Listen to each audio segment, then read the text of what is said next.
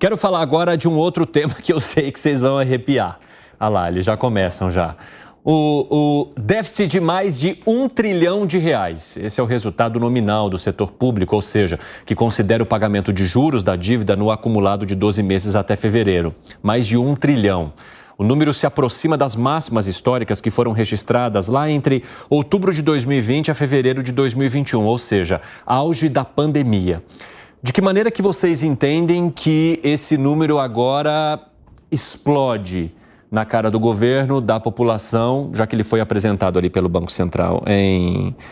O Dávila até ajeitou a coluna ali na cadeira, mas eu não vou começar com ele, porque ele acabou de falar. Vou começar com você, Alan Gani, que é dos números. Evandro, veja, aqui no Brasil a gente acredita que o grande problema é que os juros são elevados, paga-se muitos juros, por isso que essa dívida ela é acumulativa e ela é muito grande. Na verdade, os juros são um sintoma, os juros são a consequência, porque este Estado se endividou muito ao longo do tempo, é porque a gente paga muitos juros. E esse que é o problema, a gente entra num círculo vicioso, porque a gente se endivida cada vez mais para fechar as contas, aí tem que pagar mais juros, aí se endivida mais e paga mais juros e a gente não consegue sair disso. Só tem um jeito de sair disso.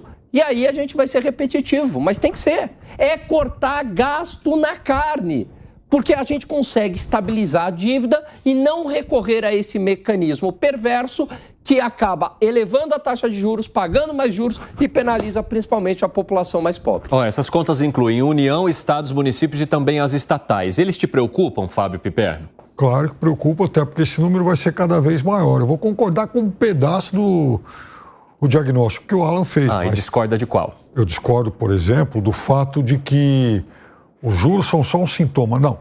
Mesmo quando o endividamento era muito menor, proporcional, né, enfim, a participação sobre o PIB e tal, eu estou falando de 20, 30 anos atrás, os juros eram terrivelmente altos. Sempre foram. Qualquer momento da história do Brasil, os juros sempre foram muito altos, com muito ou com pouco endividamento.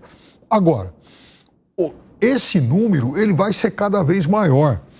O Dávila, ele cita muito a questão da Previdência aqui. Na segunda-feira, eu li um artigo em um jornal importante aqui, falando sobre que eles fizeram lá um mapeamento e hoje, mostrando que hoje, para cada pessoa que diariamente, enfim, anualmente, entra, se torna contribuinte da Previdência, a Previdência tem que pagar mais 3. Por quê? Porque o Brasil há muito tempo perdeu o bônus demográfico. Então, esse vai ser um problema que certamente vai inflacionar cada vez mais esse número. E isso é realmente muito sério, muito grave. E, assim, no curto prazo, não há solução para isso. Fala, Gustavo Segré. Eu não estou nem um pouco preocupado com a quantidade de taxa de juros se eu não preciso financiamento. É irrelevante. Pode estar 100%, 1000%. Se eu não preciso financiar, não faz nenhuma mudança na minha vida.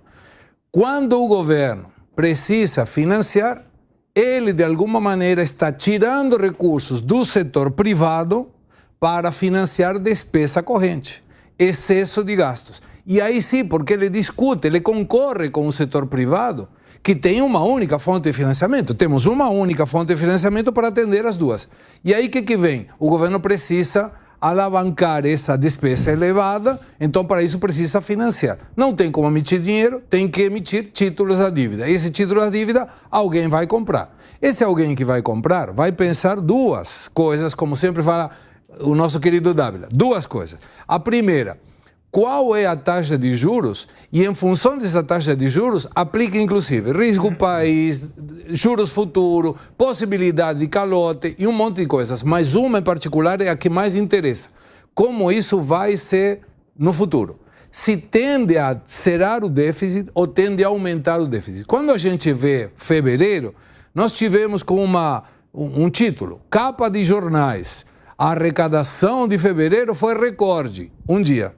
Uma semana depois, o déficit de fevereiro foi recorde. Espera aí, aproveita que tem uma arrecadação grande para tentar diminuir esse déficit. E quando você leva a quantidade do que se refere a déficit primário, estamos falando especificamente arrecadação versus despesas. O gasto foi maior, ou seja, o governo gastou mais do que arrecadou. Isso é ruim. Mas é pior ainda quando você tem dentro do déficit considerado nominal, que inclui os juros da dívida, aí você está chegando praticamente 9,2% do PIB. É isso mesmo. É gigantesco, é muito grande. Porque aí você observa que se não tiver uma diminuição do gasto, como muito bem falou Piperno, esse déficit vai ser cada vez maior. Chega um momento que diz, cara, não consigo pagar. E eu devo lembrar que na campanha presidencial de 2002, que levou o dólar a 3,96, 22 anos atrás, em termos nominais, nessa época, duas falas do atual presidente e, na época, de quem estava fazendo a campanha, impactaram muito no mercado. O primeiro, vou fazer um referendo para ver se temos que pagar a dívida pública. Foi o primeiro. E o segundo, não consigo pensar em exportar carne quando tem gente que morre de fome aqui. Essas duas falas levaram o dólar a 3,96. Não tinha experiência do que o presidente na época iria fazer. Mas agora tem. E ele sabe, porque ele já vivenciou a bonança que dava ter superávit fiscal. Não consigo entender por que ele não aplica isso, porque seria muito bom para todo mundo. E não teríamos um absurdo de comparação de que, claramente, o governo do PT gera mais dívida do que a pandemia. Porque o resultado é claro. Essa comparação aí ela é muito grave, né? Porque quando a gente pensa em pandemia, a gente pensa num esforço além da conta que foi feito por estados, municípios e pelo governo federal diante de uma situação extremamente violenta, né, para a saúde pública, digamos assim. Nós não estamos mais vivendo a pandemia e acompanhar o mesmo número faz com que as críticas à forma como as contas vêm sendo administradas aumentem, né, Luiz Felipe Dávila?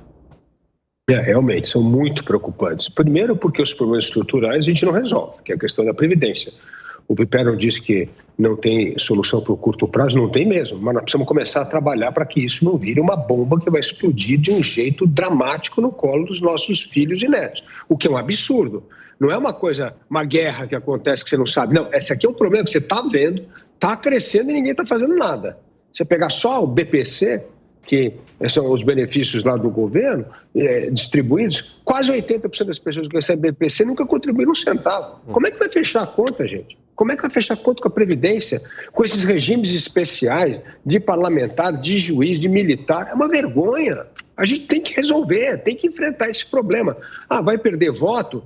Dane-se.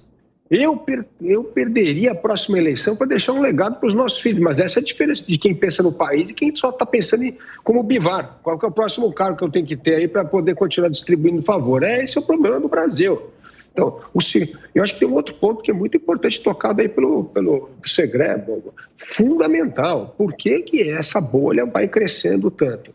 Porque nós temos um governo que acredita numa ilusão, além de absurda e irresponsável, que pode meter o pau no gasto público, aumentar o gasto público, que dívida não é problema, porque o mundo inteiro está endividado. Olha a Europa, está com mais de 100% do PIB, olha os Estados Unidos, o Japão 250% do PIB. E por que o Brasil não pode seguir a mesma forma? É inacreditável acreditar que essa é uma tese que se aplica ao Brasil, um país emergente com todas as fragilidades. Nos últimos 30 anos, só para dar um dado, o Brasil enfrentou 14 recessões, enquanto os Estados Unidos enfrentou 7. Só para ver, porque nós somos suscetíveis do que acontece no mundo, porque temos uma economia fechada. Então, além de cortar gasto, como bem mencionou o Alan Gani, nós precisamos abrir essa nossa economia para gerar riqueza. Nós precisamos ter uma economia exportadora, nós precisamos ter uma economia que está integrada no mundo.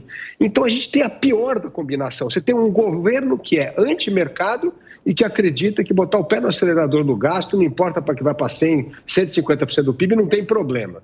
Você tem um governo que recusa fazer corte de gasto. E você tem um governo que é anti-mercado e que acha que não precisa abrir economia, que quanto mais a gente manter a economia fechada, produzir aqui, disputar, distribuir subsídio, tá bom. É um negócio absurdo. Essa é a fórmula do suicídio de uma nação.